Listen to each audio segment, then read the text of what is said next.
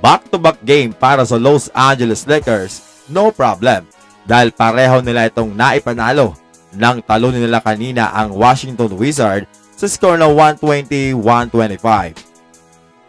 Medyo pinag-alala pa ang Laker fans sa mga huling segundo dahil nang lumabas ang starter ng Lakers at bench player ang naglalaro ay nagpakawala ng back-to-back 3-pointer ang Washington Wizards.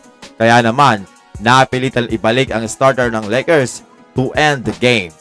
Ayon pa kay Anthony Davis, nagkatitigan sila ni LeBron James at sila na mismo ang nagkusang mag-sub-in bago pa sabihin sa kanila ni Coach Darvin Ham. Tinawag niya itong learning by experience para sa mga young player. Nakailangan lang daw ng Washington Wizards ng 3 seconds para makabalik ito sa laro. Nagkaroon ng monster performance si Anthony Davis with 35 points, 2 steals at 3 blocks while shooting 10 of 17 from the field at 15 of 15 sa free throw line. Si LeBron naman ay nakapagtala ng 25 points, 7 rebounds, 9 assists at 3 steals. Yun nga lang, natawagan siya ng flagrant foul penalty 1 dahil halos mahilo itong si Deni Avdija nang bigyan niya ito ng siko sa likod ng ulo. Talagang sapol na sapol.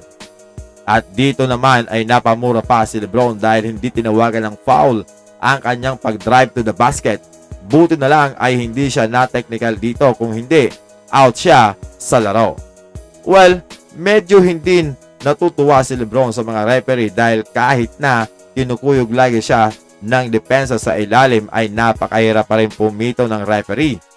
This season, meron lamang si LeBron na 5.6 free throw attempts, pero kahit na ganoon, nag-a-average pa rin siya ng 25.4 points, 7.3 rebounds at 8.1 assists.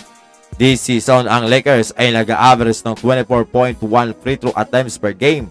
Hindi pa rin gumagalaw sa standing ang Lakers na nasa number 9 seed sa West at sila ay 1.5 game behind Sacramento Kings.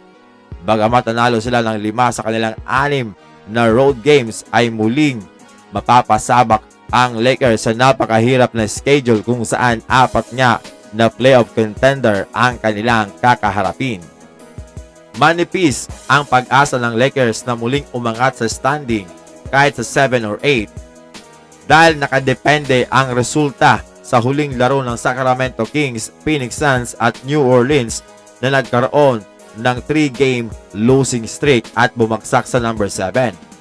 Maging ang Dallas Mavericks ay delikado pa rin mga amigo na bumagsak sa play-in.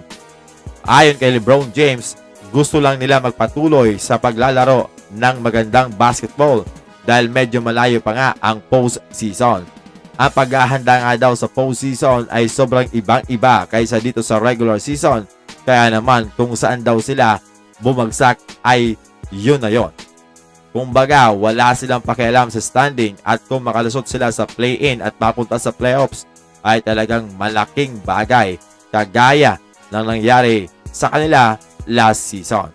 Ayon pa nga sa former Lakers champion na si Danny Green na ang Lakers ang pinakamapanganib na team sa play-in dito sa West.